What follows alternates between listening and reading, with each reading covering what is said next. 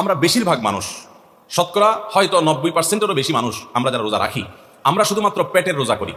রোজাটা শুধু পেটের না ভাই, রোজাটা পুরো বডির, রোজাটা পুরো শরীরের, মাথা থেকে পা পর্যন্ত শরীরের প্রত্যেকটা অঙ্গের রোজা আছে। আমরা শুধু পান বা আহার থেকে, যৌনাচার থেকে বিরত থাকাটাকে রোজা মনে করি।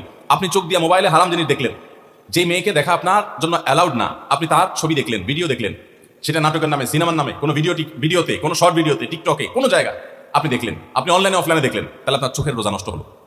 আপনার হাতের রোজা নষ্ট হবে যদি হাত দিয়ে কোনো গুনাহের কাজ করেন। পাও দিয়ে যদি কোনো অন্যায়ের পথে যান, পায়ের রোজা নষ্ট হবে। কান দিয়ে যদি আপনি মিউজিক শুনেন, আপনি গান শুনেন মিউজিক সহ, আপনি হারাম কিছু শুনেন, গীবত শিকায়াত শুনেন, তাহলে সেক্ষেত্রে কানের রোজা নষ্ট হবে। ঠিক একইভাবে আপনি মুখ দিয়ে খারাপ কোনো কথা বললেন, কটু কোনো কথা বললেন, গালিগালাজ করলেন, কারোর সাথে ঝগড়াঝাটি করলেন, তাহলে আপনার মুখের রোজা নষ্ট হবে। পুরো শরীরের প্রত্যেকটা অঙ্গ প্রত্যঙ্গের রোজা আছে। আমাদের রোজার দুইটা দিক, একটা হলো রোজার বডি, একটা হলো রোজার স্ট্রাকচার, আর একটা রোজার ফিনিশিং।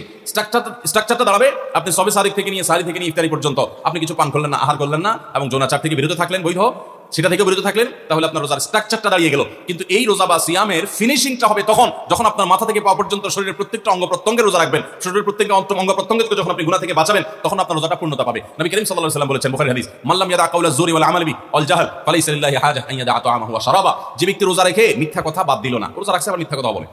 আবার যে ব্যক্তি মিথ্যা কাজ, প্রতারণা, 2 নম্বর এই সমস্ত বাদ দিল না রোজা রেখে, যে ব্যক্তি মূর্খতা সুলভ কাজ করলো, এই ব্যক্তি রোজা রাখে, উপবাস থাকায় আল্লাহর কোনো ঠেকা পড়ে নাই, অর্থাৎ তার নিজের কোনো লাভ হয় না, তাহলে এটা উপবাস থাকা ছাড়া কি? ঠিক একইভাবে নবী করিম সাল্লাল্লাহু আলাইহি ওয়াসাল্লাম বলেছেন, কোন ব্যক্তি রোজাদার অবস্থায় কেউ যদি তার সাথে বিবাদে লিপ্ত হতে আসে, ঝগড়া করতে আসে, সে বলবে ইন্নী সায়েম, তোমার কথার বহুত জবাব দেওয়ার ছিল, কিন্তু আমি রোজাদার আছি, সো আমি তোমার সাথে কথা বাড়াতে চাই না।